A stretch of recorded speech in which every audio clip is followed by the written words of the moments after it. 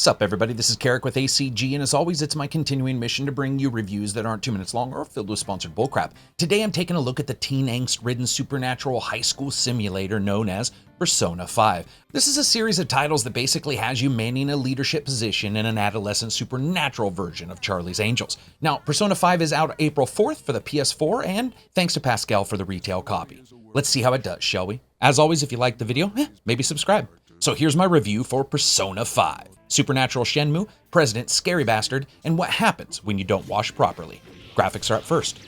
You know, I have to say, every game has its own style, and some resonate more with me than others. I think that's normal for everybody, but man, the graffiti and sketchbook look of Persona is absolutely phenomenal here. Now, it doesn't matter if your character's sprinting willy-nilly away from an enemy encounter or the flashes of that busy brilliance that occur when you level up. There's really something here that just catches your eye instantly, and honestly, it does look like someone got Jet Grind Radio, added in an Ocean's 11 with teens motif, and then someone snuck in a bit of urban influence before the artist slammed the door. Somehow here, the art styles mesh, and Persona is easily one of the most striking games aesthetically that I've seen in the past few years. Now, admittedly, like all styles, it's not going to be for everyone, but I dig a game that doesn't look pretty much like everything else out there, and for the most part, it keeps working throughout the entire title. While overall character design is typical atypical Persona, with characteristics that you would expect and not a great deal of new territory explored, it's the enemies where Persona 5 absolutely shines. I mean, when you sit back and think about it, some games are celebrated for offering gamers the telltale excellent renditions of myths come alive, like dragons, ogres, and trolls, and doing it really well.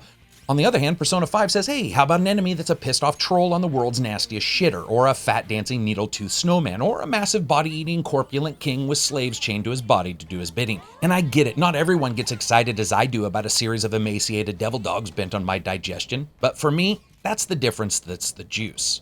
Also, some of these locations are just stunning, and I don't mean the downtown city locations where you frequently attempt to join eating contests, bathe with old men, or run to join batting contests. I'm talking about dungeons. You see, while the Persona games have always been known for unique dungeon locations, the real change up here is that the main dungeons are all hand-built and cognitively connected to the bad guys within the game, resulting in massive sprawling locations with thematic connections to the main bosses that are unmistakable in both form and function. It really just is a fantastic addition. Sadly, there are some issues within this game.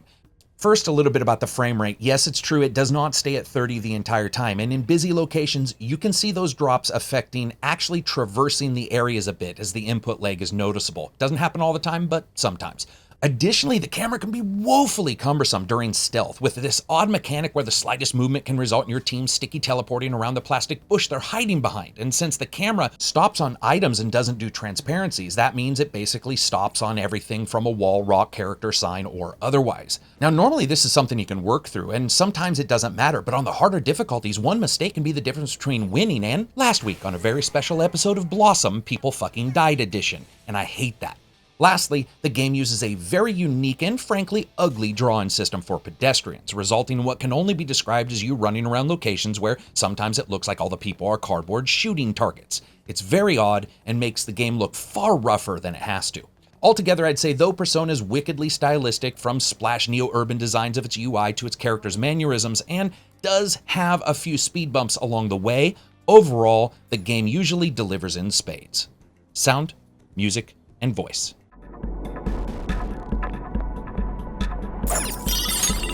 I have something.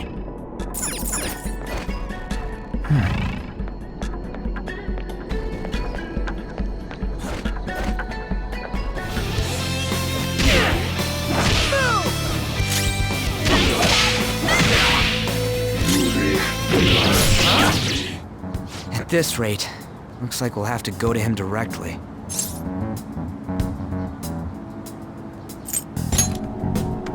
I know. And of course, sound is up first when it comes to audio. This is pretty much JRPG fare, which means it's high in the frequency range and far more about tonal consistency with its subject matter than actually accurate sounds. Now that means weapons are going to sound like they're run through a saccharine filter, while almost nothing but the music utilizes much of the lower end of the sound spectrum. At least for the most part, every weapon and attack has its own feeling and tonal qualities. Sadly, in the end, this is a genre that I would really like to see take some inroads into making more accurate sounds. When it comes down to it, it is pretty good sound, it's just not up to the level of the rest of the game. Music. So let's get the good out of the way. Every single track is excellent, from the wailing Joe Satriani fell into a bucket of crank-paced battle music to the subdued female vocals that play out as you're resting with your talking cat like some kind of audible methadone. Every single track was excellent. The issue here is there's simply not enough of them. Even when the theme changes later on, and even when entering into particular locations with thematic musical stylings befitting the warped sons of bitches that live within them. The sad fact is the majority of your game's going to be in places where the same 4 songs play all the goddamn time. I mean, hey, I like Kenny Loggins, but I don't want to hear Highway to the Danger Zone for 80 hours straight. Overall, I'd say the music is good, but combined with the sedate bass of the game and the way it plays, it can actually grow a bit tiresome in long stretches. Voice. So the addition of the English dub to the game has actually surprised me quite a bit. While not perfect and certainly holding to the inspired odd emotional diatribes and outrages that teenage characters occasionally drop into in games like this, I was actually pretty okay with it. From dungeon ruling Igor and his voice that sounds like someone somewhere sweating nothing but pure testosterone, to the incredible number of side characters that you meet, it is pretty good. Now, it's not perfect, and status updates and hit effects get really grate on your nerves after the 400th time one of your characters says, "Eh?" when his friend's face is lit on fire. As a complete package, I'd say it's a pretty good dub, though, that does what it can with the source material. Gameplay. And of course, we always start out with a little bit about the story. Now, this game starts off many months in the future with you leading a supernatural heist that's ended by mysterious bad guys and you being interrogated by the police after being caught. The game sort of bookends nicely with this story by having you tell the people asking questions what happened between that moment you were caught and the start of the game, and it jumps between the two occasionally. Now, the first jump introduces you to, well, you, a hero, a young teenager who was recently kicked out of their school for some unknown infraction and sent to live with a random stranger in their loft and go to an academy nearby. Creepy uncle factor notwithstanding, this actually gives you your own space as your base to progress the story. Which is good because you need one, because make no mistake, progress in Persona 5 moves at the speed of grandpa. And I don't mean that in a boring way, but any game that has a loading screen prompt that says take your time obviously isn't worried about stealing massive swaths of your game time as you play it. And seeing your first true adventure can be 5 to 10 hours into this title. And of course, to get there, you start out going to school and quickly meeting a few other students. Now think of it like 90210 if everyone was Drew Barrymore from Firestarter. As you go around and meet folks, you begin to uncover things called social links for confidants, which are connections to others that can offer bonuses like items, specific activities that unlock, new skills that occur in battle, and so forth. What you find out after your initial few days is that particular people can create their own magical palaces made of their own warped personalities in another realm, and somehow you and an assorted group of 8 others have the ability to climb into the messy brain spaces of the deviants, devils, and no-good doers that have set up shop in the bad guy center of town, and you basically wreck their shit completely. But really, it's getting to that point that's half the majesty of Persona 5. The interplay of what you know about the character in their real world has a warped reflection in the other world, resulting in some crazy puzzles, locations, and main bosses that mimic parts of the real world that you've investigated. Without getting too much into spoiler territory, I can tell you that the first time you begin trudging through the mental undergarments of a serial child beater can be a bit twisted. And of course, in a perfect rendition of tough love, you go about doing this by burning, bashing, breaking, stabbing, slicing, stunning, freezing, frying, and electrifying the enemies throughout the game world. And once again, it's here where Persona 5 shows its strengths. Listen, there's a short list of things I absolutely detest more than finding out a game's turn-based battle system was apparently designed by folks who just learned that water puts out fire and they're really excited to show everyone. Luckily, while it looks like it, that's not exactly what happens here. First, you start out with a couple persona. Now really think of them as spell containers that have their own form, like devil dogs, mystical samurai, and wailing banshees. Now each have their own elemental and status affecting spells, fire, ice, electrical, death, and so forth, and they have weaknesses to various different elements as well. Now, battles can be entered by ambushing, being ambushed, or just attacking roving characters in the dungeon environments and have bonuses and penalties regarding those. While a good player can bash their way through many an enemy, a player that pays attention to things like weaknesses and connections between characters can take down bad guys far beyond their level by smart uses of a particular system that Persona 5 employs. You see, not only will attacking an enemy with their weakness do excellent damage, as it does in most games, it can also stun the enemy, allowing you to gain either another attack or high-five an available character and have them get massive attack bonuses to continue bringing the heat. And that means that basically you can gutter stun an enemy and then proceed to unleash the world's first teenager-filled firing squad as each one of your comrades takes a turn trying to see if they can smash the enemy so hard they turn back time.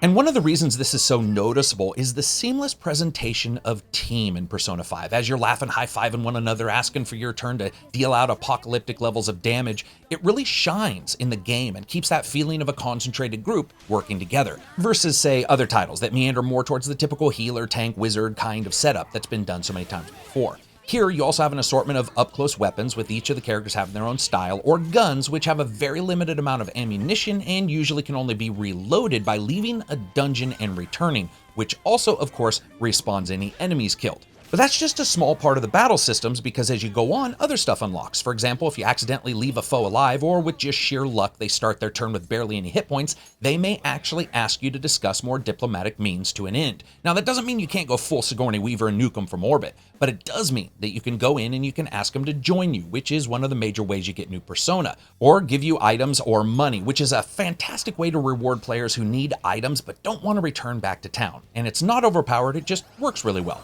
Of course, while doing all this, you can take advantage of the persona creation system. Now here, persona are basically killed and ritually resurrected as more powerful ones that more closely match your level as you gain in power. And if you have teammates that are close to you socially, sometimes they can get bonuses. And that's one of the things you notice within this title. Tonally and mechanically, almost everything matters in what you do. Whether a reflection of its use exists in another world, or it impacts schoolwork, or getting answers right in classrooms, every skill that you upgrade matters. Also, this plays out in the game's romantic subplots, and in a way, this is a place where Persona 5's slow pace actually helps its presentation.